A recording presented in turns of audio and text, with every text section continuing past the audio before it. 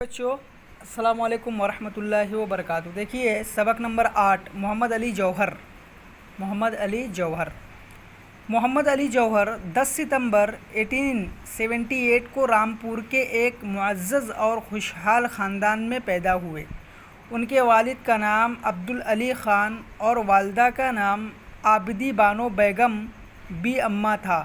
ان کے خاندان کے زیادہ تر لوگ ریاست رامپور کے سول فوجی محکمات میں ملازمین تھے۔ محمد علی جوہر اپنے والدین کے سب سے چھوٹے بیٹے تھے۔ ابھی وہ 2 برس کے ہی ہوئے تھے کہ ان کے والد کا ہیضے کے باعث انتقال ہو گیا۔ اس وقت ان کی والدہ عابدی بانو بیگم کی عمر محض 27 سال تھی۔ گھر کا سارا بوجھ بیوہ ماں کے کاندھوں پر آ پڑا۔ کم عمری میں بیوہ ہو جانے کے باوجود انہوں نے ہمت نہ ہاری۔ تمام مالی پریشانیوں اور دقتوں کو سہتے ہوئے بھی اپنے دونوں بیٹوں شوکت علی اور محمد علی کو اعلیٰ تعلیم دلائی۔ بی اماں نے تعلیم کے ساتھ ساتھ دونوں بھائیوں کی اخلاقی تربیت کا بھی خاص خیال رکھا۔ ان کی خواہش تھی کہ ہر فرزند ان زمانے کے تقاضوں کے مطابق اعلیٰ ترین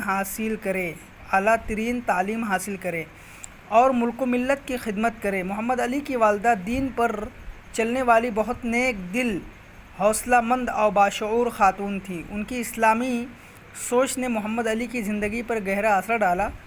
انہوں نے اپنے بیٹوں کے دلوں میں وطن کی محبت کا جذبہ کوٹ کوٹ کر بھرا تھا۔